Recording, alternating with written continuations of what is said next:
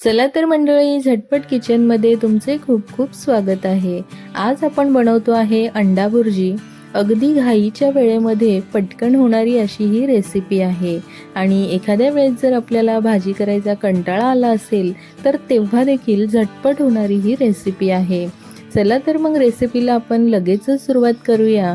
पण त्याआधी जर तुम्ही आपल्या चॅनलला अजून सबस्क्राईब केलं नसेल तर झटपट किचनला पटकन सबस्क्राईब करा आणि बेल आयकनला क्लिक करा।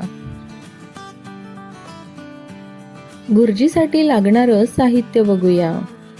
1 टोमॅटो कापून घेतला आहे, 3 हिरव्या मिरच्या बारीक आकारामध्ये कट करून घेतल्या आहेत, कोथिंबीर बारीक चिरून घेतली आहे, 2 मोठे कांदे बारीक असे छान चिरून घेतले आहेत आणि 4 अंडी घेतली आहेत।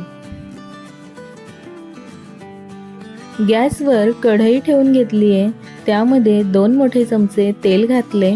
आता आपण यामध्ये बारीक चिरलेला कांदा घालून घेऊया।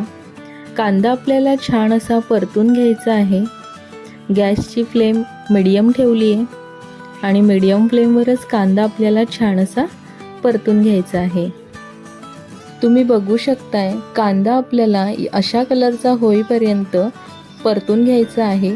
नेहमी आपण जेवढा कांदा लाल करतो त्यापेक्षा आपण हलकाच अजून जास्त ब्राऊन केलेला आहे।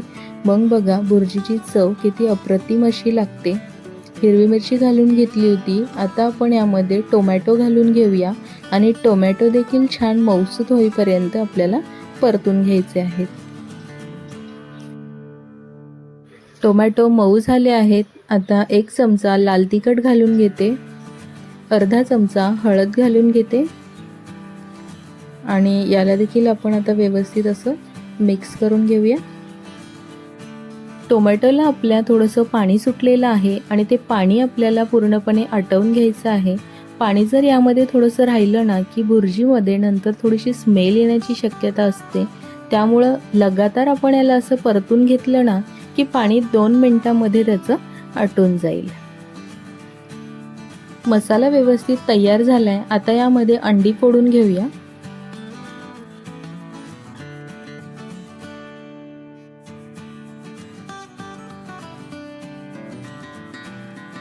पाव चमचा यामध्ये मीठ घालून घेऊया आणि आता सगळं अंडी आणि सर्व मसाला आपण व्यवस्थित असा एकजीव करून घेऊया।